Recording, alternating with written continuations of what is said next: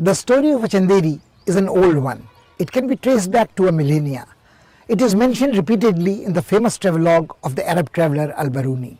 In his Kitabul Hind, he mentions that situated on the connecting route between the Uttarapath and Dakshinapath, the major trading routes, it was an important halting stage. Traders came here with their caravanserais from all over the world, with their exotic produce and diverse influences. And it is not surprising that Chanderi flourished as a peaceful, prosperous township, also inheritor to a rare multicultural inheritance. The old city of Chanderi was settled amidst a forest in an area what is known today as Budi Chanderi. We can see even today remnants of beautiful Jain temples and old palaces here. In the medieval period, the population shifted to the present site. This location was naturally very well protected and nobody found it necessary to build a massive fort here. It was difficult for an invader to reach. To protect the city, a fortified wall was raised all around its circumference.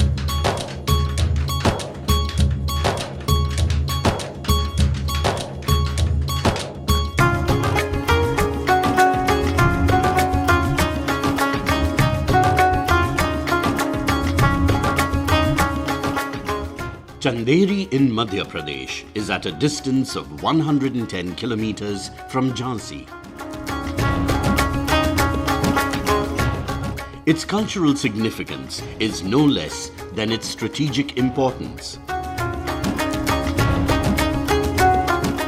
One encounters buildings of all types in this fortified city.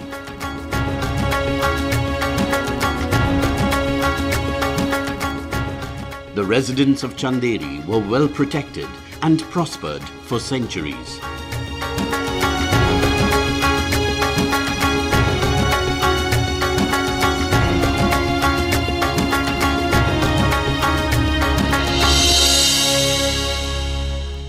द्वापर युग से बसी चंदेरी दुनिया ने यह मानी है, वो सबा पहर कंचन की वर्षा हो गई बनकर पानी है।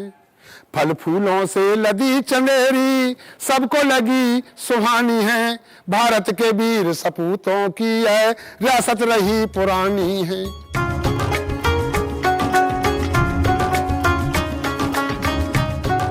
The Chanderi described by Ibn Battuta lies hidden today in dense forest.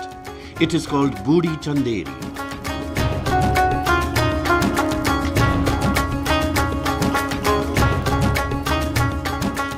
A German historian has discovered 55 Jain temples here. Most of them have been built during the 10th and 11th centuries.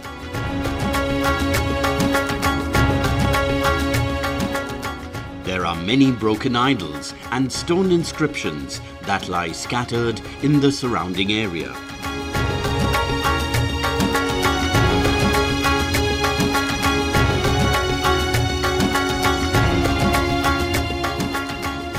Chanderi was on the trade route of ancient India, connecting North India with South India. Most of the caravans used to pass through Chanderi. Chanderi was a very historical center also, and a very mighty fort was built by Rajput kings there. The fort was there right from the 10th, 11th century onwards. But in the 15th and 16th century, during the period of Medini Rai, he further fortified it and it became a very impregnable fort.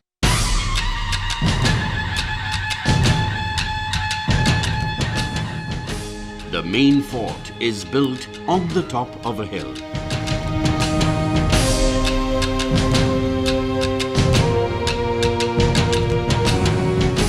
The approaching enemy forces could be spotted from the commanding height. In times gone by, the hills and rocks served as suitable protection. Strong walls and towers were built to further strengthen the defenses. The sprawling ramparts girdled the city to serve as its shield.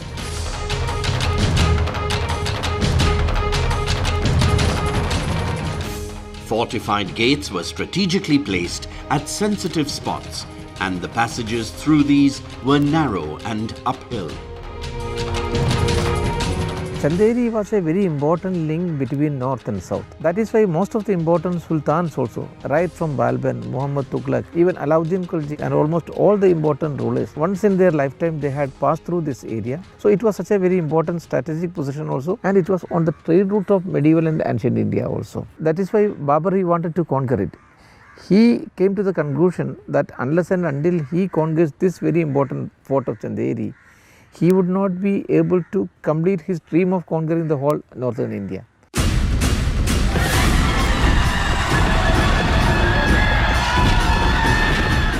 The most memorable event in the fort's history is perhaps the encounter between Babur and Medni Rai. The ruler of Chanderi fought with great courage and became a martyr defending Chanderi. It was after this decisive battle that Babur decided to stay back in India, and this is how the Mughal dynasty was born.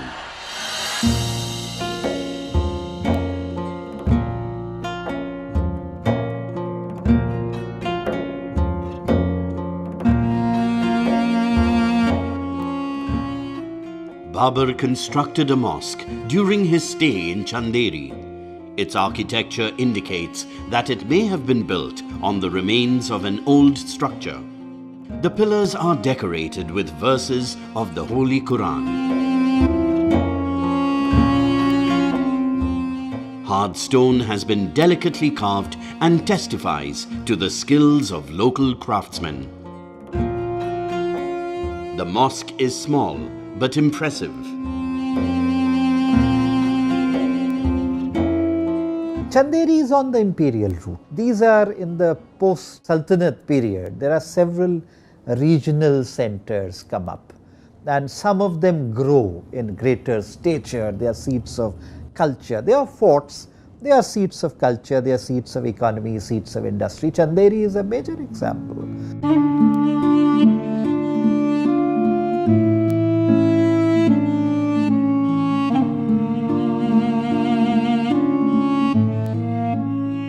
The Jama Masjid, adorned with beautiful domes and minarets, is reckoned among the oldest mosques in Bundelkhand.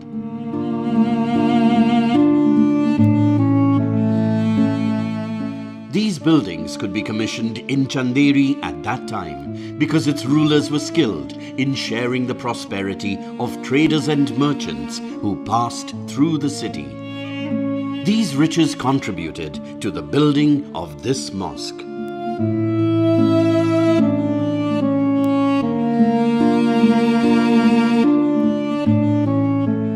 It's an important fort in the Malwa on the road to the Deccan. Why are these forts important? Why do they come up where they come up? If you take into account a fort like Kumbhalgarh, you will find that most of these forts are strategically located either on the trade routes or very close to the trade routes. They are the forts which can command the revenue of the trade route, because trade would mean toll, taxes, duties, levies. Trade would mean plunder, loot, brigandage. Don't underestimate these factors of the medieval period and early modern period. I would say don't underestimate these factors even during the modern period or contemporary period.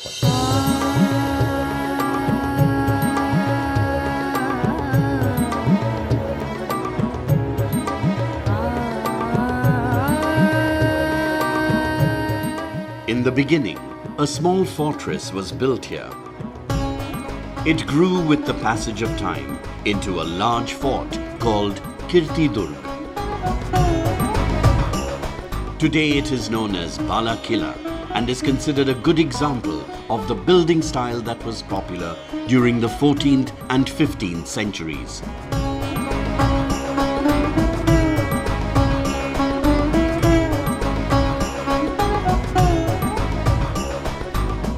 The structure is solid and utility outweighs aesthetics. Wherever there is surplus, the ruling class of that area will try to establish a particular stronghold which can then become a regular supply of that surplus. Once you collect the surplus has to accumulate. And once the surplus accumulates, the surplus has to be protected. Because you are not the only one who is eyeing that surplus. There are competitors who are also looking at the surplus with the same eyes as yours. So if you don't protect that surplus, there is likelihood of somebody else coming across and taking and snatching that surplus away from you. Because this is a period when you will not find very large, centrally administered areas.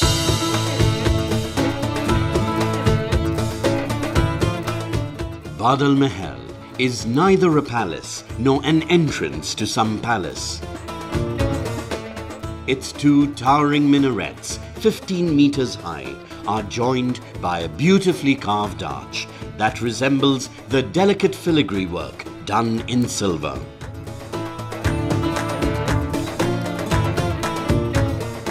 Recent excavations have provided evidence of a beautiful two-storied palace that once stood here. An interesting aspect of the Chanderi story is not very well known. It is the city's special relationship with the Sufi tradition. The Sufis were mystic saints who preached a unique message of humanism and cultural harmony.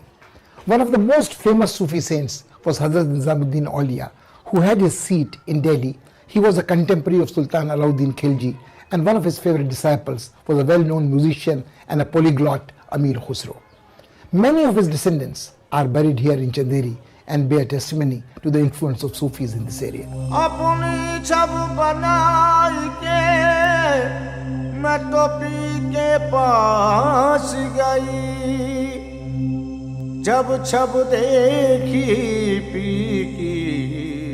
The fort at Chanderi is famous for the graves where family members of the famous Sufi saint Hazrat Nizamuddin Aulia were buried.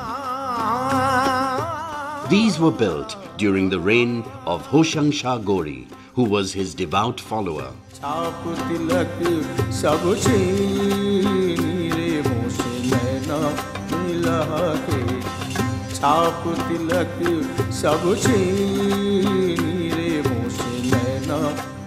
You have got very intricate jali works there. You just cannot think of it how, these people have been able to conceive it and then convert it into execution. The second important landmark is in Muhammad Ghaus Mosque in Gwalior Fort, and the third development of the same thing is in Fatehpur Sikri in Sheikh Salim Chishti's Maqbara. There the jali works is very important and very beautiful, very minute, and you cannot find that kind of jali works except at one place, that is Sidi Sayyid Masjid in Gujarat.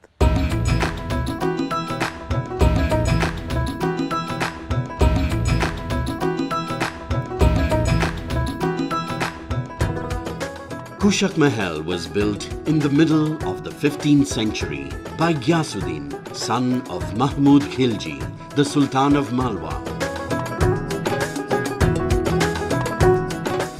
Its building style reflects elements of Iranian and Afghan architecture, besides architectural traits of Indian palaces.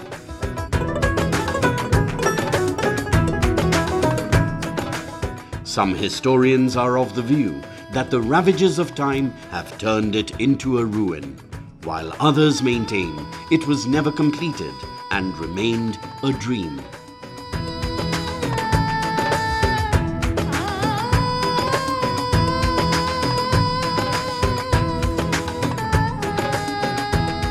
You feel the past grandeur, you cannot but feel yourself a little sad, a little nostalgic. You are not part of it, you are not there, you have nothing to do with it. And yet, strangely, these places emotively make you their own. And you start feeling like one of those citizens who must have lived in these forts, as if you have come and now you are looking at what you had lost.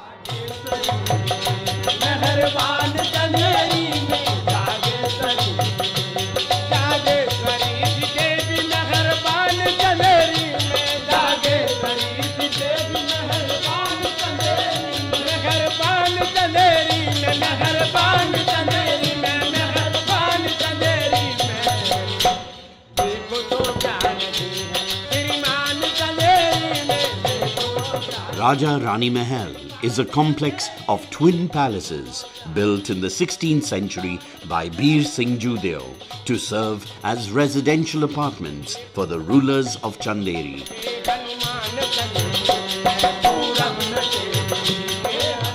We are told that the old Satkanda Mahal was repaired and renovated for this purpose. At that time, the construction of regal mansions with many courtyards, Chaukhanda and Nokhanda, was in vogue, and this is the style followed here. Open courtyards and beautiful towers are the characteristic features of these buildings.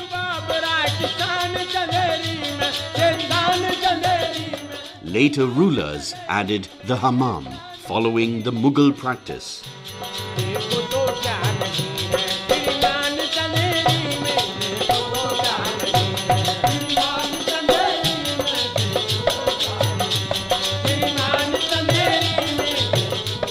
Bundela राजाओं ने यहाँ 253 वर्ष अक्षुण राज किया है, जिसमें चंदेरी में 1605 में महाराजा रामचंद्र ने ये राजा महल, रानी महल और कुआं, बावड़ी, मंदिर ये इनका और सराय का निर्माण कराया है।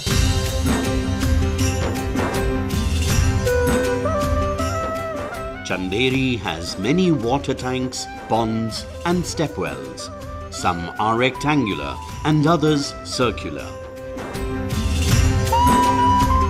Many have beautiful open pavilions at ground level, decorated with small towers.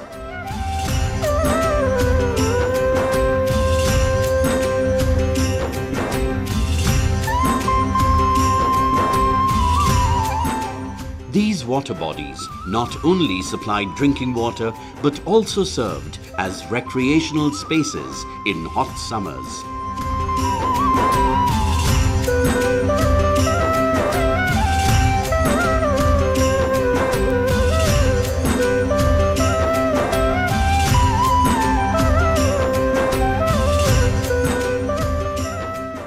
The mere mention of the word Chanderi evokes visions of colorful Chanderi sarees.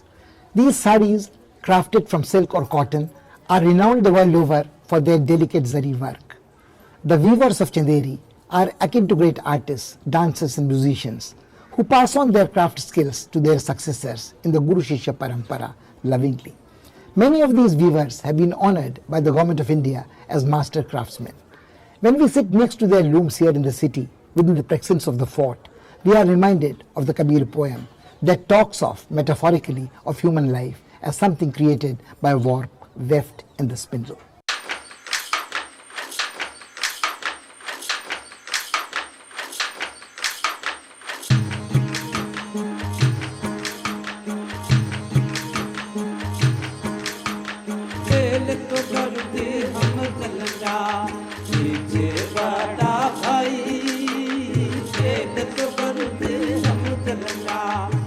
Saris from Chanderi are world famous.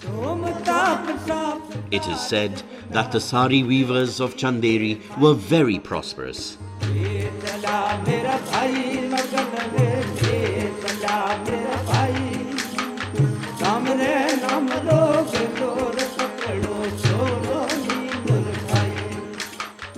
Their women never did any hard work. They grew their nails to test the fine quality of golden embroidery that made the saris so special. Times have changed. Today, the whole family has to toil tirelessly to make both ends meet.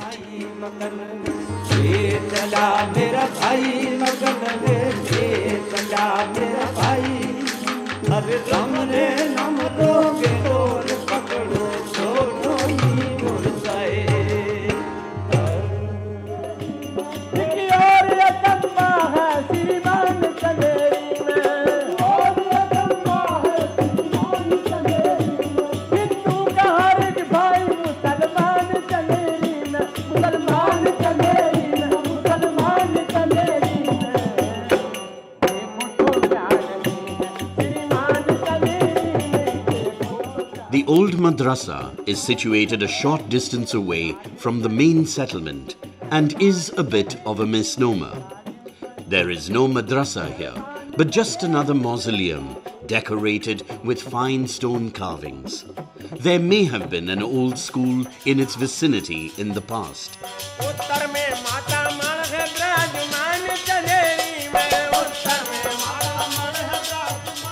Shahzadi Ka Roza stands close by. This was a square building crowned with a beautiful dome, large balconies and canopies. This once attractive building is today a ruin. It's a very beautiful serpentine bracket with all its undulations. It goes and it supports the chajjas. Nowhere else you can see this kind of beautiful brackets. It also originated from Chanderi. From Chanderi it went to Raisan. From Raisan it went to Gwalior Fort, and from Gwalior Fort it has been further perfected in Salim Chishti's Maqbara in Fatehpur Sikri.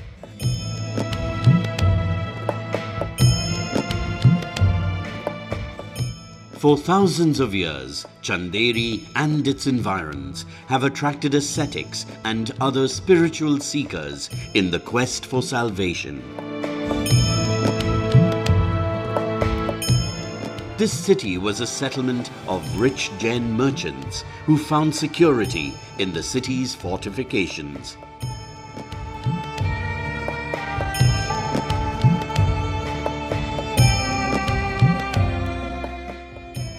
The titanic statues of Jain Tirthankars at Khandagiri present an impressive sight.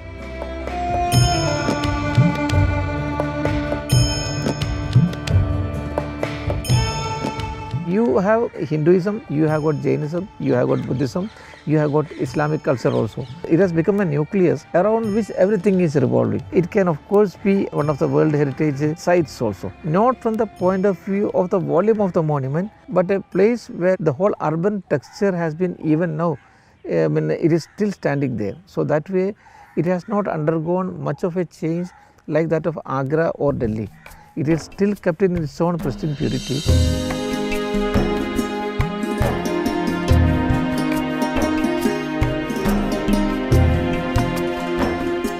With the passage of time, the majestic buildings of Chanderi have become dilapidated. Broken idols are strewn all over the place. These fragments of stone are not mute. If you are sensitive and willing to listen, they find speech. They begin to narrate stories of the glorious past of Chanderi. Each stone is a monument rich with a moving story to tell.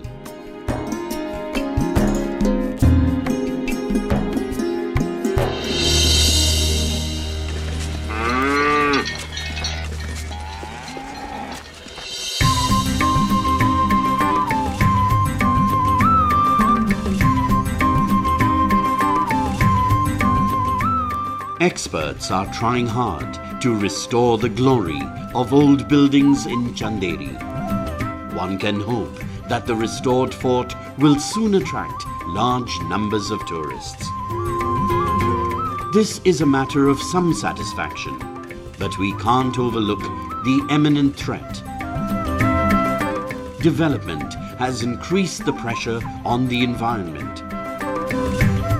The apprehension is that Chanderi too may have to address the problems that have spelt the ruin of other heritage sites.